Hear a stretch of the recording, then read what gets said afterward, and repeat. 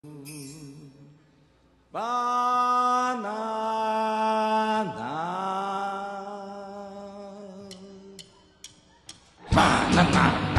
好食嘅種子 banana， 愛情愛食嘅種子 banana。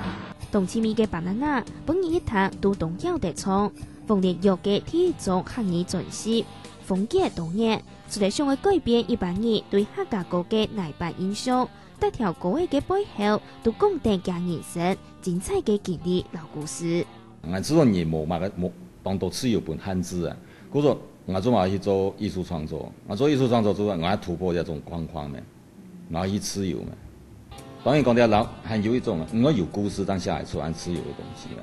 人嘅人生，可比講我嘅看法，我嘅想法，我遭遇到嘅事情，就那就記錄樣嘅寫下來。我用嘅本客家音樂對卡無人支持變到主流，係當到客語歌手即期上會突破嘅。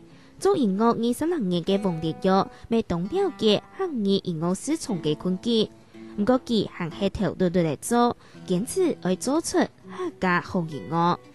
我所有嘅作品啊，很耐彈啦，唔係講一下人就彈，我彈入去嘅啦。我一聽就懂了解，我懂了解講。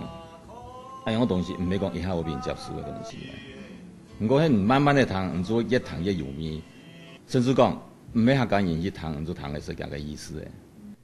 啲馮烈玉嘅情感調度，一切要講唔出來嘅通力，只是等佢聽從會製作出輕有客家味嘅客家轉譯。就算經費唔大，係動態嘅口音，唔過也本機要行客態嘅通力，對啲目標達標。即係唔做慢要做。你是講唔要客家心咩？